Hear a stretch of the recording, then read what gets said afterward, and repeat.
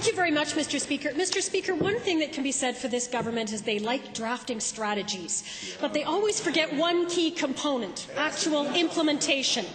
The oil sands strategy is a complicated matrix and one of many plans that have been released. So many plans that no one is sure exactly how it all fits together. So my questions are to the President of the Treasury Board. Given that over the years we've seen the SHREM commitment, the Radke report, Water for Life, the energy strategy and the land use framework, so what's new with the oil sands strategy, particularly which takes precedence to provide maximum protection for the environment? The Honourable Minister.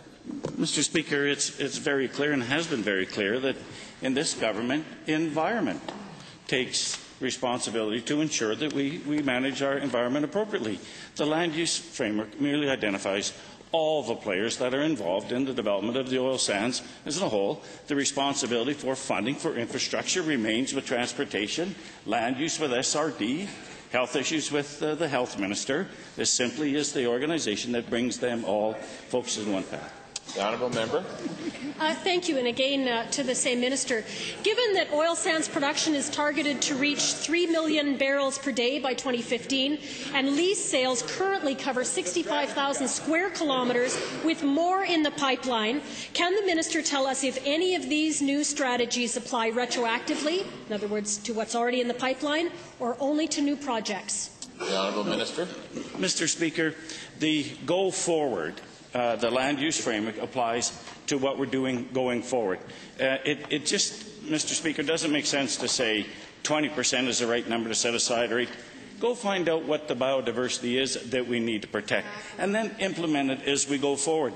We can't change the past, but we can learn from it. The Department of Environment and with work with the Department of Energy have identified we're going to change how we deal with tailings ponds. That's a go forward. So we can spend time dwelling in the past, Mr. Speaker, or use this document and go forward. The honourable member. Back to the same minister.